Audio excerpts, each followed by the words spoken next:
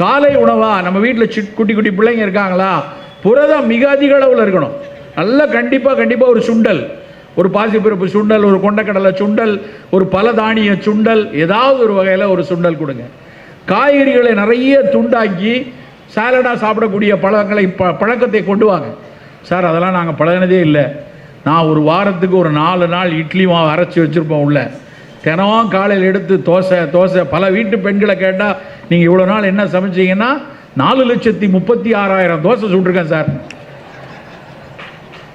பல பெண்கள் அப்படியே தான் வாழ்க்கையை தோசை சுட்டே அழிச்சிருக்கக்கூடிய அளவில் நம்ம சமூகத்தை வச்சுருக்கோம்.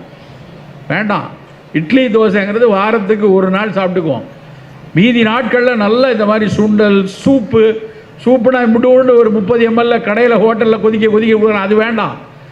சூப் தாய்லாந்து பகுதியெல்லாம் பார்த்தீங்கன்னா ஒரு பெரிய அகப்பையில் சாப்பிட்றாங்க, பெரிய போனியில் சாப்பிட்றாங்க.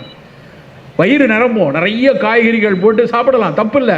சார் இதெல்லாம் சங்க இலக்கியத்தில் சொல்லியிருக்காங்களா? நீங்கள்லாம் தமிழர்களுடைய மரபு உணவுகளை பேசுகிறவங்க, நீங்கள் என்ன சார் இதை சொல்கிறீங்கன்னு கேட்கலாம்.